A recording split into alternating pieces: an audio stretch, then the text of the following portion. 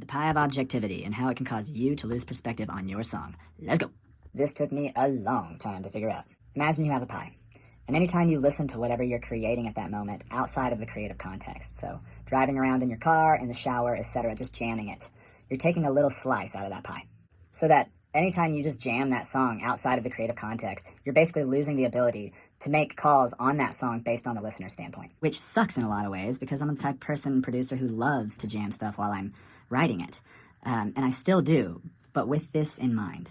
This is where things like demoitis come into play, which you might have heard about, where you listen to something so many times and you might get something back from a producer, mixing engineer, mastering engineer that might actually be a higher fidelity and better quality, but it initially hits your ear as not as good because you're mistaking familiarity with quality. Now, after listening to it 2, 3, 4, 5 days, it might hit you that, oh, this is actually way better. But that's where things like that come into play.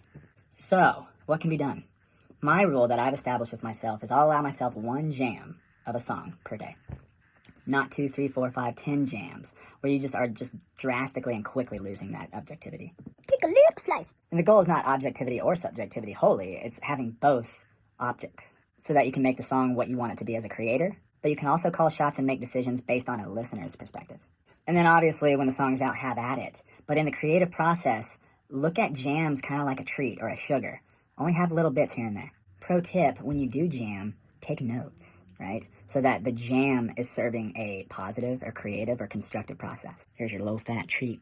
In some ways, this might apply more for a producer, mixing engineer, than a songwriter, because a songwriter might not care what a listener thinks about what they're doing. It might be more like a journal entry. Whereas a producer and mixing engineer's job is to, in some ways, listen as millions of people might listen to the song. But I often say to my clients and artists, you can't taste your own tongue, you can't see your own eyeball. At a certain point, you're so enmeshed in that creative result and that creative product that you lose objectivity. This has proven to give me a much wider optics during the creative process. But I'm curious, does this help you? Have you noticed this in your creative process? Let me know down in the comments. Like and follow for more stuff like this.